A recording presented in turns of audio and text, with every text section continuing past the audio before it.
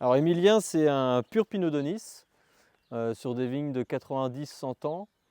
Donc là, c'est vraiment une des cuvées qui représente le mieux le domaine parce que c'est celle qui montre comment on aime présenter les Onis.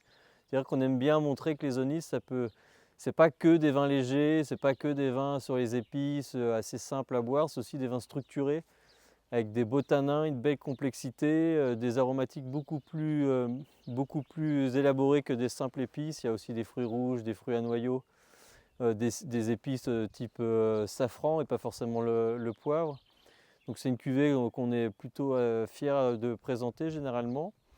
Euh, à la cave, au niveau des vendanges, c'est un gros travail de tri parce qu'on sélectionne vraiment chaque raisin. On veut vraiment des raisins avec des maturités parfaites. On fait des macérations qui sont plutôt longues. On va être sur du 4 semaines, 5 semaines quand les vendanges le permettent.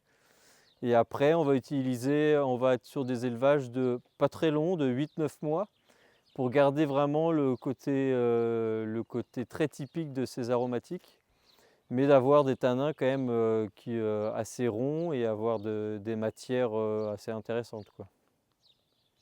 C'est un vin de garde.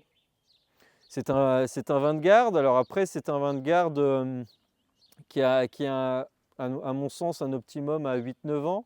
Alors après, il va se garder, ça va être excellent.